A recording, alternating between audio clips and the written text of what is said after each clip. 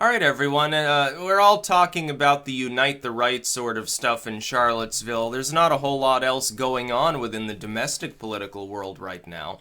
I thought I would weigh in because it seems like nobody wants to give deeper analysis of the inner workings of what's actually going on here. They're either saying, oh, well, yeah, I kind of support this, or they're saying, oh, these evil Nazi scumbags, it's so horrible. They've got First Amendment rights, and even the ACLU says so. Well, we got to stop funding the ACLU, which is an interesting side story. The ACLU is the one making sure that they can march there at the UVA campus in Charlottesville.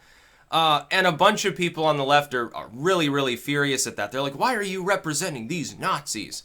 Well, it's because the ACLU stands for people's First Amendment rights. I support the ACLU, including when they protect somebody on the left, some black power group or something.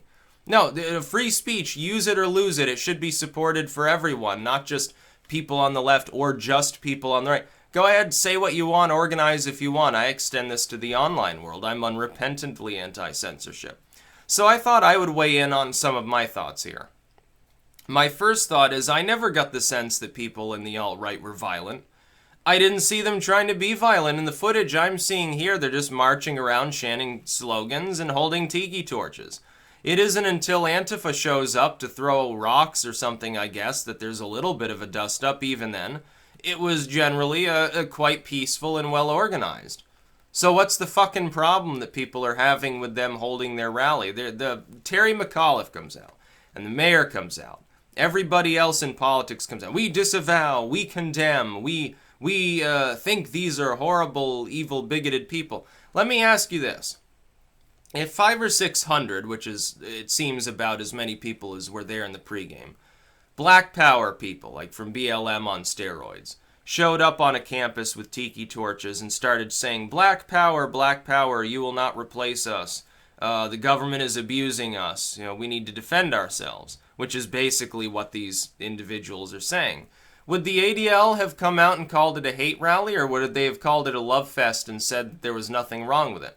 Now, the general consensus opinion within academia, celebrity circles, Hollywood, the media, certainly, is that whites are incapable of being oppressed. They're the oppressors, therefore their words don't matter. If a group of white people get together to say they feel oppressed, we can just ignore them. Now they're not ignoring them. Now they've gone to the next stage, which is insulting them basically and saying, oh, well, these are all rabid, violent people. Still a small group, but worrying enough, so we should probably pass more censorship laws or something like that. That's basically the line they're going to go with. And it's full of crap. Why do they not have the right to organize on a collective level? Now, I'm not a collectivist, so I see it as an issue of, oddly enough, groups of white identitarians or black nationalists or whatever are identifying almost the same central problem, which is the government and all of these other powerful and moneyed groups are constantly abusing them. The truth is everyone's being abused. They've fixated on the racial animus motive component of that abuse. Others focus on other components like, oh, it's primarily people in lower economic classes as opposed to the rich, the true moneyed elite, or whatever it happens to be. These are identitarians we're talking about. I also thought it was funny they were comparing them to Ku Klux Klan marches. When's the last time the alt-right called for someone, I mean in a non-joking way, for somebody to be lynched? Or for somebody to be shot, or something like that? I haven't heard it. I was talking to Richard Spencer and Tara McCarthy and Red Ice and these other identitarian groups. None of them ever said anything to me that indicated that they were violent and psychotic. So I'm not understanding what people's concerns are. They're not like the 50s Klan or something. By the way, interesting aside that you should take into consideration, the last time that racial relations broke down into this kind of behavior, where you've got like the rise of BLM or similar groups in the past, BLM wasn't there, or identitarian, the sort of white movements. What was the last time that was talked about really by the legacy media at all as being an important aspect of society? Oh, it was in the last moral panic. Well, how about that? It was in the 1980s with Nick Bougas and Tom Metzger and people like that.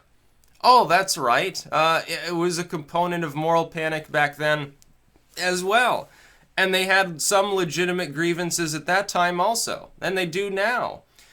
These people are not overtly violent, drooling, bigot, Nazi, jackboot Neanderthals like they're being cast off as being. Most of these people are being respectful. But there are people who are acting like it's the end of the world or the end of the Western world in general. Because some identitarians show up and say, yeah, we're being abused by the government. They're focusing on being abused.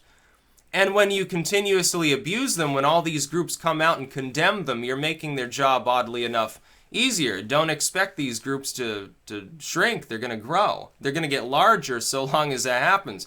Now, at the end of the last moral panic, when censorship began to disappear, for the most part, not all, you get like the Tipper Gore FCC stuff coming in. But for the most part, censorship starts to wane. Social panic begins to wane. The economy picks up, which was a big part of it. At the end of the last moral panic, this dissipated on its own. It fell out of the public spotlight. There will also always be racial animus within the United States. Anytime you have multiple groups of people in proximity, there will be some animus there. It's just like if you've got a rich neighborhood and a poor neighborhood next to each other, there's going to be some fiscal animus. It's just the way that people work. It's usually a small enough minority of people within those groups, but it is there. And we have to deal with the fact that it is. But if you were to back off attempting to censor these people's views so they could speak freely, and stop, abusing people, affirmative action at this point is probably a big component of their grievance, then it wouldn't, you wouldn't even have a problem. But no, these large, powerful groups, they think only in terms of enforcement. They think only in terms of abusing people. They're the true jackboots, is the government and the celebrities and the legacy media and stuff. So they're going to keep pushing, and the alt-right will keep pushing back. Just as groups that push down on BLM. Look at what happened to BLM. BLM flares up, now it's basically an afterthought. Because nobody was trying, everyone was very respectful. Okay, we'll listen to you. Okay, we'll pretend that we care, says Hillary Clinton, because she never gave a fuck about that sort of stuff. We'll address maybe a couple of the minor grievances you have, and then stop talking about you. That's not what they're doing with white identitarianism. You have, during the election, the main symbol of this was Hillary Clinton calling half of Trump's supporters deplorable. That includes the alt-right as well as all of its offshoots, as well as all fringe libertarians and most of the paleocons in the country. It's a really wide tent. Now they're fixated just on the alt-right. You're going to cause that movement to grow. When the government attempts to insinuate that a group is evil and despicable, usually that group gains more fervor. So that's what you can expect, and the reason why that they're rising up in the first place is they perceive of themselves as being unduly abused, and there's some reason to take that claim seriously. But so long as people dismiss everything that they're saying by saying, oh yeah, but they're like white supremacists, or white nationalists, or this dude's Sieg Heiling, as long as you ignore them and pretend that you don't have to even think about what they're saying, they will continue to grow. At some point, you're going to have to address it. But these groups don't want to do that. Their worst nightmare is having to address some of the core claims of white identitarianism. Now then, I'm not an identitarian. I'm not on the alt-right. But when I look at their when I see the way in which they're being spoken of, do they not have some grievances there that should be taken seriously? Don't they have a few? No, we've got to dismiss it because they're Nazis. They're Hitler worshippers or something. So we can just cast them aside and pretend that they don't exist. And then when we are forced to acknowledge that they're actually real, that they actually can get 500 people together with torches, then we compare it to a Hitler rally. Yeah, that's intellectually honest. Certainly they are marching through the streets, smashing up Jewish shops, and lynching black people. That's not what I see. And people worried that Richard Spencer and his folks are going to start doing that are deluding themselves. No, there's no violence. There's no violent core ideology within the movement. It's very intellectual. But you wouldn't know that because most people, they hear alt-right, they read a media report, and they say, oh, well, those are Nazis. And so they don't look any deeper into it. But then the few free thinkers, they've been told it's taboo and forbidden and evil and horrible, so they look it up. And a lot of them end up joining it. Yeah, that's sort of what happens. And it's really not Trump's America, it's really Obama's America, by the way. It doesn't have anything to... The alt-right has basically disowned Donald Trump. They don't even like him anymore for the most part. They see him as a sellout. They're growing because of Obama's race baiting, not because Trump said something vaguely bigoted while campaigning. Totally different issue. But you wouldn't know that, would you, if you're just reading Salon? And I would say this. My own core perspective is that I stand with the alt-right insofar as they're exercising their First Amendment rights. Of course they have a right to march. They have a right to be heard. They have a right to speak. And you have a right, by the way, if you don't like what they have to say, don't listen to them. You know, it's a YouTube video. Okay, downvote it, move on. Don't pay attention to them if you don't like what they have to say. Or maybe you could think about what they do have to say. It's like I've looked up plenty of videos by people I fundamentally disagree with, but people who are communists, open and avowed, socialism, people who are, you know, all over the place. I'm at least willing to listen to what they have to say, if only to rebut it with my own opinion. But there are so many people, they feel so easily offended, they're not even willing to partake in disagreeing with one another. They don't even want to be confronted in the first place. That's the real issue. That's the issue I have right now in the country. Censorship, suppression, people being ignorant of one another's actual views. I have so many people that do this to me. Oh, he's a Satanist, we can ignore him. I'm not a Satanist, but they wouldn't know it because they got that news from somebody else. Oh, Sticks, he's like, you know, he's like a white bigot or something. No, not really, but you've heard that. Or, oh, he's like cucked, he's like actually on the left. No, again, you're wrong. You're all wrong. But, you know, I almost, I can empathize with how somebody like Richard Spencer feels because people keep telling all this bullshit about what he actually supposedly believes in according to their opinion. And it comes out of nowhere. It's like, oh yeah, he wants to kill all minorities or something. What are you talking about? Why don't you talk to the dude, find out what he actually believes in? I think you'll find it's not exactly George Lincoln Rockwell we're dealing with here. But they're acting as though this is like the new Hitler Youth or something. Okay, well, yeah, there are probably some people there that would love that to be the case, but you know, it's just not the same.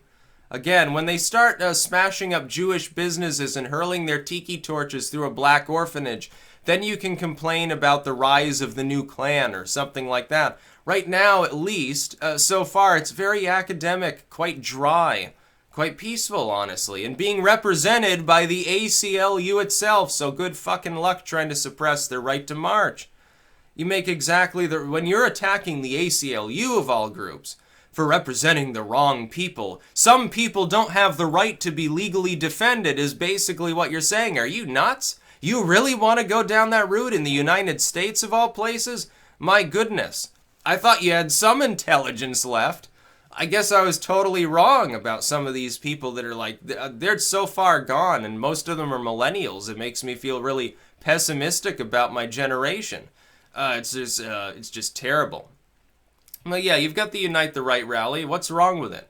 Let them rally. Let them say what they have to say. You know, if you weren't focusing all your news cameras on them, you wouldn't have a problem now, would you? 500 people get together for any other purpose, you ignore them. All of a sudden, they wave tiki torches around, you're comparing them to the Hitler Youth or something. It's like a little bit hyperbolic, I think. All of a sudden, 500 people, Salon will be talking about, oh, 100,000 Nazis descended on Charlottesville to take over the city. They have declared the Fourth Reich. They intend to gas all minorities, or something like that. That's what I expect to see. That's just, that's nuts. That's about all. Peace out.